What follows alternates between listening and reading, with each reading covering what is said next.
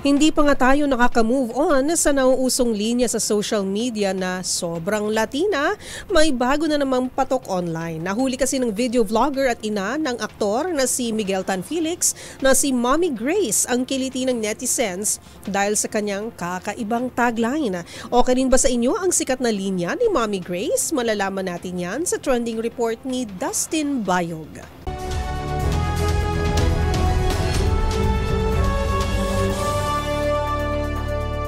Okay na to.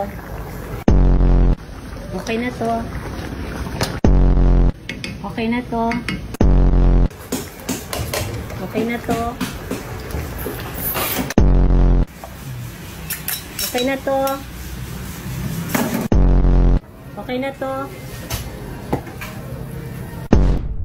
Sinong hindi maaaliw sa linyang ito ng food vlogger at mami ng aktor na si Miguel Tan Felix na si Mommy Grace Tan Felix?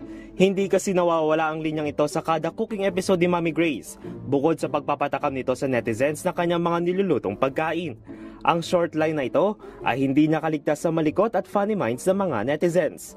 Ginawan kasi ng iba't ibang parody videos ang okay na to ni Mommy Grace. Tulad na lamang ito na kahit heartbroken ka, pero fan ka naman ni Mommy Grace. Okay na to? Tara na. Habang tila'y na-apply sa pagkain ng kaunti, ang peg ng isang content creator na ito. Okay na to. Giniling. Okay na rin to. Okay na to. At hugot naman ng isang employee na ito ay tila magtrabaho na nanaayon sa sahod. Okay na to. Pati ang senador na si Risa Hontiveros ay nakisakay na rin sa trend. Okay na to. Okay na to. Okay na to. Ang TikTok account ni Mommy Grace ay umabot na sa 1.2 million likes na mahigit 100,000 followers, habang 2.7 million naman siya sa Facebook.